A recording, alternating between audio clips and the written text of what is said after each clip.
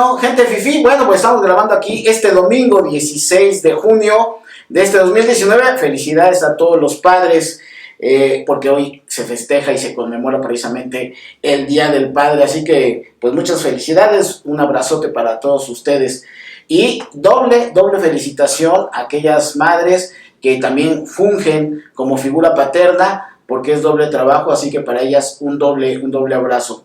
Y bueno, vamos a hablar de un tema que, como ustedes pudieron observar el título del video, se denomina Marcelo Ebrard toma ventaja rumbo al 2024. Esta semana ha sido muy rica en información, muy rica para toda la gente que nos encanta el análisis político, y desde luego que ya se puso ahí en la palestra a Marcelo Ebrard como un futuro sucesor de Andrés Manuel López Obrador, a pesar de que falta prácticamente 5 años y medio para que esto ocurra.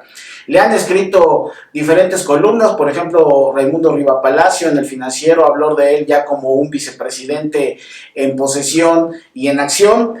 Sin embargo, yo quiero relatarles una breve historia que en diciembre del 2018, con unos amigos, nos reunimos para festejar ya la despedida de aquel año, del año pasado, y estuvimos por invitación de unas amistades en un comedor comunitario. Ese comedor comunitario está en calle 5, 1439, en la Colonia del Gas, y quienes llevan a cabo esta labor titánica de carácter social son nuestros amigos Pati Hernández y Mario Báez, y nos invitaron precisamente para degustar un delicioso pozole. La comida que ellos ofrecen como comedor comunitario vale 10 pesitos, y bueno, pues la verdad es que es espectacular el sabor, y además que es sustantivo los alimentos. Y les comento esto porque en esa reunión además estuvieron otros amigos como Cuauhtémoc Velasco, Luis Díaz, Francisco Javier Roque, entre otros, y hablamos acerca de Marcelo Ebrard, recordando que, bueno, tenía apenas unos días de haberse nombrado ya todo el gabinete, y hay gente que conoce a Marcelo Ebrard pues de muchos años, algunos de manera directa, otros de manera indirecta, y estuvimos hablando acerca de quién eran las figuras de la 4T después de conocer precisamente todo el gabinete, y todos concordamos que Marcelo Ebrard era la figura más importante. Y desde luego que pues al paso del tiempo, apenas 6 meses después, en esta semana, bueno, desde hace 15 días, que fue cuando fue a realizar la negociación con Estados Unidos, pues se pone en la palestra Marcelo Ebrard. Es un personaje, antes que nada, es un animal político, vive para la política, así fue instruido con su maestro Manuel Camacho Solís.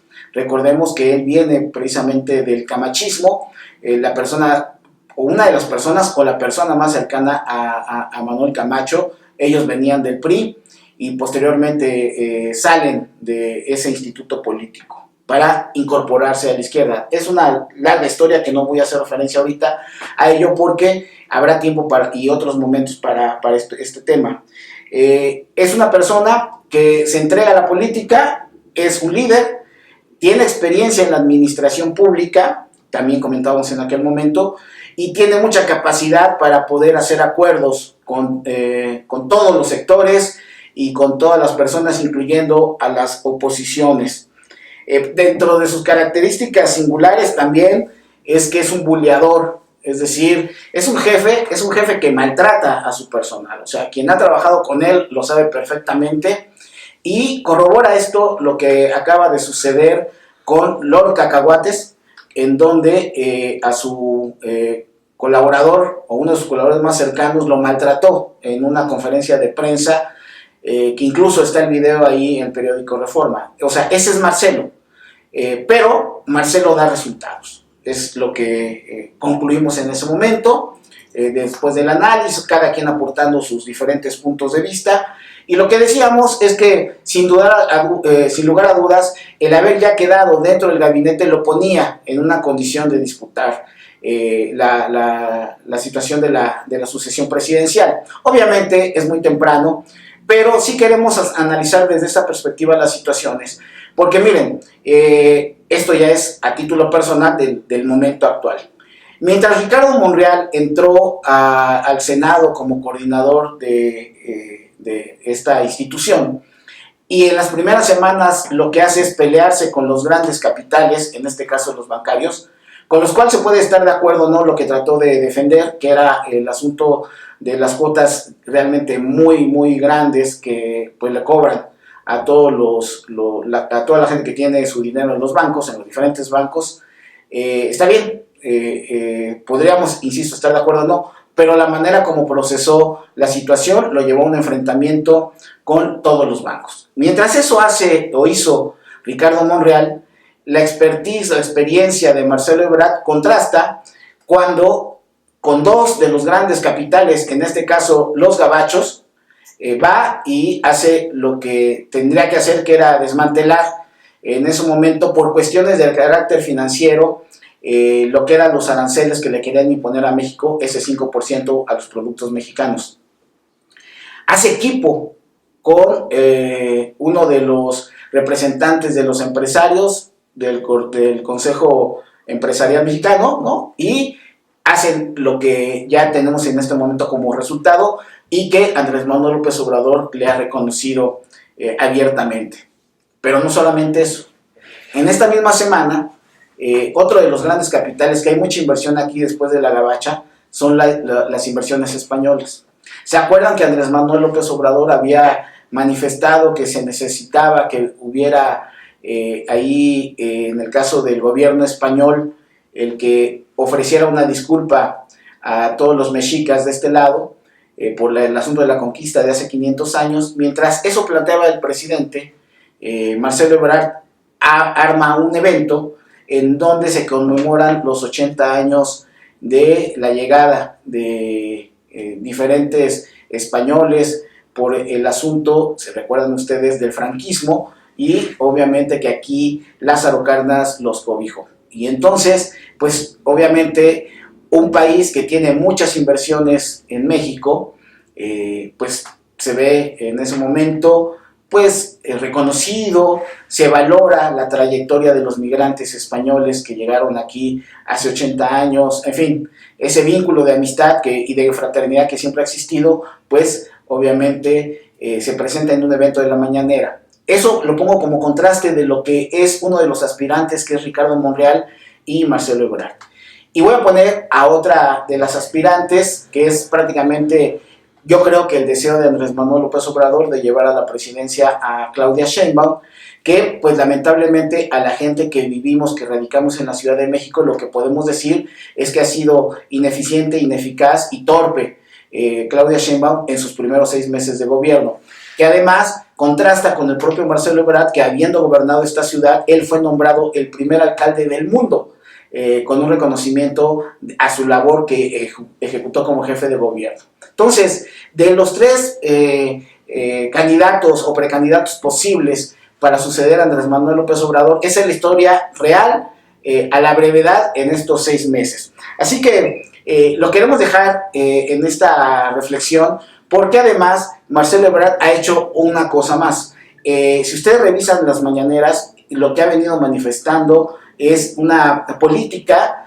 progresista, él le llama, que contrasta con la visión de muchos de los radicales de izquierda que pues plantean rompimientos con el neoliberalismo, con el capitalismo, y estamos hablando de gente como Paco Ignacio Taibo, Rafael Barajas, el propio Epigmenio Ibarra, Gerardo Fernández Noroña, John Ackerman, Gibran Ramírez, en fin. Eso también es muy relevante porque le está dando un matiz al gobierno de Andrés Manuel López Obrador de no rompimiento con lo que se supone ya se había roto, que era la parte neoliberal. Es decir, el reconocimiento a los capitales globales, el reconocimiento al mercado libre, todo eso pues forma parte de una visión de cómo administrar un país. Entonces, también esto ha sido algo muy relevante que ha hecho en este momento Marcelo Ebrard en estos días.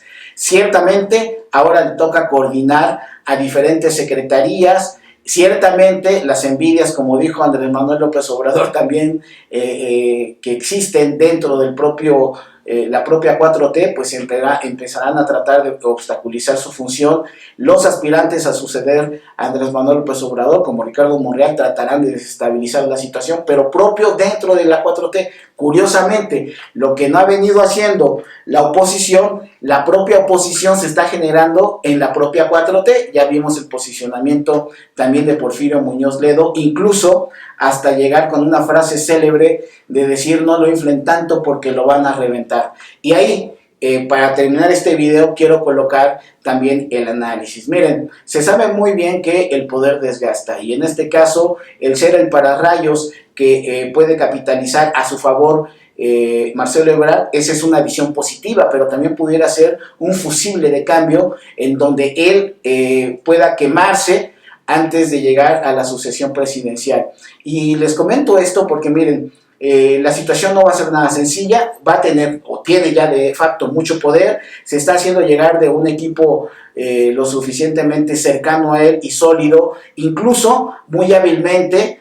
Se trae, por ejemplo, a Francisco Garduño al Instituto Nacional de Migración. Ya hablaremos en otro video sobre esa suplencia, porque Francisco Garduño no solamente es gente de las confianzas de Marcelo Ebrard, sino también del propio Andrés Manuel López Obrador. Esto lo pongo como ejemplo de cómo está reconfigurándose lo que es el gabinete de Andrés Manuel López Obrador y Marcelo Ebrard, que tratará de aprovechar esta coyuntura para reposicionar a gente de sus cercanías que le permita ir transitando, primero para resolver los problemas del país, pero también preparando su llegada a la candidatura presidencial.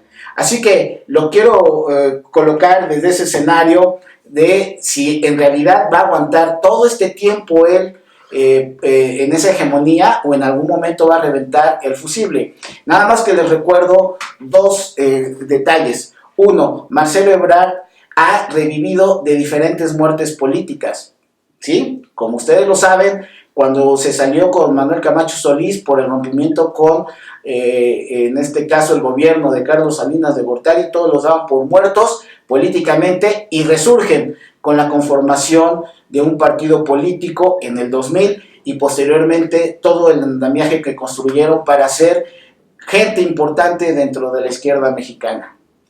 Y también hay otro asunto que hay que considerar. Dentro del propio gabinete de ahora de Andrés Manuel López Obrador se encuentra una figura que es colosista, o que fue colosista, o que se sigue manifestando como colosista, como es Alfonso Durazo, y Marcelo Ebrard, que es natura camachista. Aquellos protagonistas de aquel trágico 1994 se vuelven a encontrar, pero ahora en posiciones completamente distintas, que también puede permitir visualizar que al interior de Morena se van a presentar estos jaloneos políticos, porque creo que difícilmente van a poder transitar sin recordar aquellos ayeres. Así que ahí está todo el análisis. La mejor opinión es de ustedes. ¿Cómo ven? Sí, me parece que a la gente radical de Morena no le agrada que en este caso se dé un viraje a la administración de Andrés Manuel López Obrador bajo la visión de Marcelo Ebrard, pero bueno, ahí están los resultados. ¿Cuál es la opinión de ustedes? Nos gustaría que nos manifiesten su punto de vista. Y pues ya saben que si les gusta lo que aquí decimos, manita arriba, suscríbanse al canal, compártanos y nos vemos en el siguiente análisis.